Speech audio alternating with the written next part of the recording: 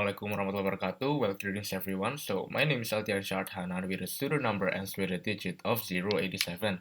And by this chance, I would like to deliver my analysis towards the poem which entitled Soul's Beauty. And there's also my specific issues that I will be discussed in this explanation, which is that the precaution act of attractiveness goddesses analysis in Soul's Beauty poem by Dante Gabriel Rosetti.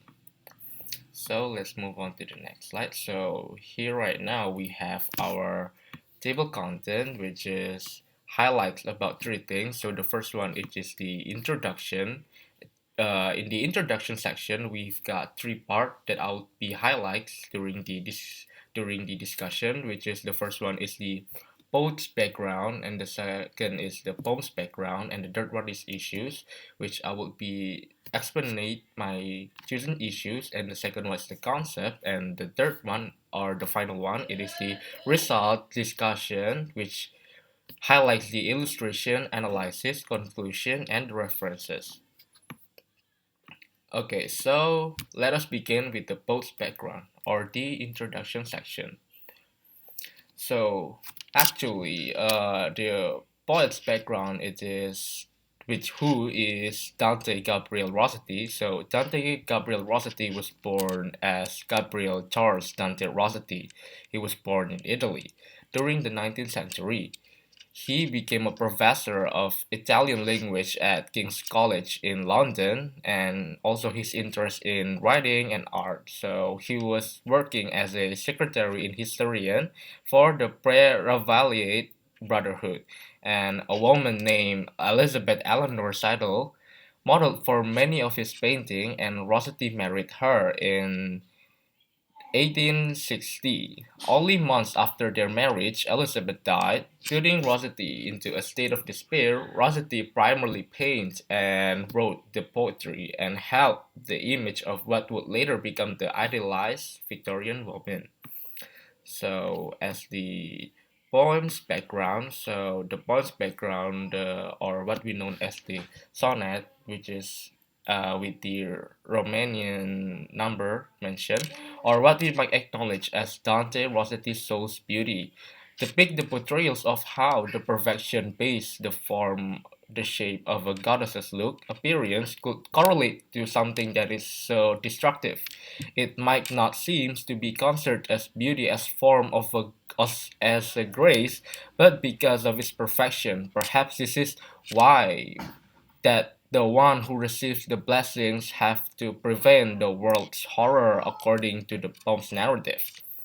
Being composed as an Italian sonnet, the poem contains an octave of what we know as two groups of four lines, which rhyming ABBA, and sestet as two groups of three lines that rhyming CD. And also, I would like to deliver a Soul's Beauty poem, so here it is. Soul's Beauty. Under the arch of life, where love and death, terror and mystery, guard her shrine I saw. Beauty enthroned, and through her gaze stuck awe. I drew it in as simply as my breath. Hers are the eyes which over and beneath the skies and sea bend on the tie, which can draw by sea or sky or woman to one law. The loaded bondman of her palm and bread. This is that Lady Beauty in whose praise thy vows and handshakes daily, long known to thee, by flying here and fluttering on the beat, following her daily of thy heart and feet. How passionately and irretrievably, in what fond flight, how many ways and days. Okay, so let's continue to the discussion.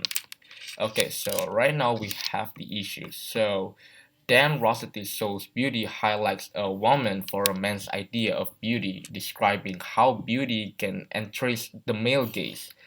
and brings about destruction for the man caught in the female's veils of a beauty. Rosetti focused on a female type essentially related to the soul, acting as a messenger from heaven.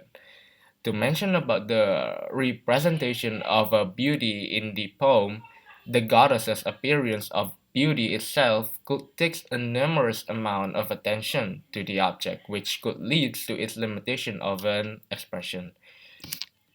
And then also let us move to the concept section, or what we consider it as our second topic. So, according to the poem, the sonnet or soul beauty conveys a portrayment that are live up to its title in an aesthetically ways. The usage of its figurative language and a brilliant imagery fulfill the content of the poem in an elegant yet in insightful ways. With the usage of some figurative words, Rosetti is able to interpret his meaning towards how he feels about the existence of the form of beauty. In addition, to complete and perfect his craft, Rosetti plays out the role of imagery to deploy his message from his poem. However, with the highlighted methods mentioned in the portrayal of precociousness could be discovered in the regarding discussion. So let's move on to the illustration. So as for the illustration, the poem starts by a portrayment through a painting scene that contains the incarnation of life and beauty. It started when the speaker defined the acceptance of the arch of life as the speaker's vision. Under this arch is all manner of creatures living and dead.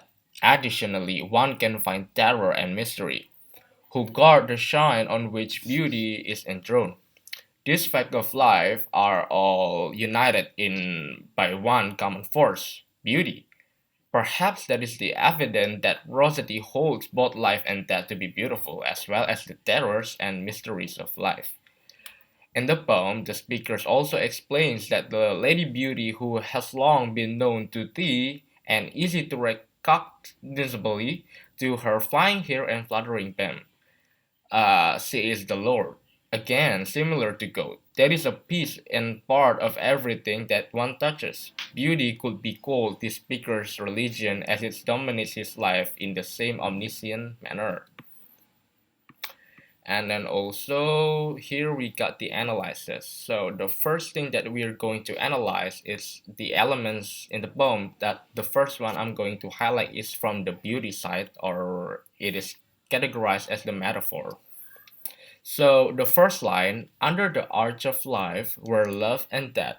By the way, sorry for the typo. So the first line mentioned portrays the element of beauty because love and death exist harmoniously to bring beauty in life. And then also the second sentence, it is the second line, the sky and sea bend on thee, refers to the beautiful woman because it is, for me it is obvious because that many people might be attracted to her easily by the visuals that the women have. And then also the line of by sea or sky or woman to one law, who play the role as the third line, means the line emphasized towards how powerful a woman is, to prove that the woman could rule and control with her own law. Nevertheless, in the fourth line, this is that beautiful lady in whose praise line, that praise that are given by the people who obsess towards her, her pride and her feature, the beauty that the women have, it is a part of her features, and which is that is something that she's always being proud to. And then also the final metaphor elements in the poem, which is following her daily or die heart and feet, her which refers to her pleasant appearance will also stick to her every single day, which bring the cause of many people who adore her indicates the fifth line of being a part of the metaphor elements. And then also the next one, it is the destruction. So, in the destruction perspective of the poem, so the first line, terror and mystery guard her shrine, I saw. The first line indicates the portrayal of the elements of destruction because to have a beautiful appearance is not an easy life. There is also a flawed charisma that the owner has to hold since it could bring a certain types of attention. And then also the second analysis, the second metaphor sentence, which is I drew it in as simply as my breath. Reverse to the man's gaze because it is obvious that male gaze is dangerous for the woman if it's really out of control, or what we could categorize it as a lust. Okay, so since we reached at the climax of our discussion, which is the conclusion session. Okay, so to conclude, what Rosetti's poems is based from a painting which created in 1881. That is why this poem could considered as a commentary towards the work, towards the artwork or the painting. According to the analysis, it can be concluded that all the contents that contains in the poem are correlates from one to another, yet it is perfectly matches with the issues. In addition, despite being a poem, for me, this word could be used as an individual's reminder that to keep in mind that the form of lust could be coming from any type of emergence. Either it is from what is inside or the outside. The form of lust could endanger ourselves if we satisfy the form itself. Okay, so thank you for the attention, and then also I would like to apologize if there are any mistaken that I made. So see you soon and stay healthy. Wassalamualaikum warahmatullahi wabarakatuh. Thank you.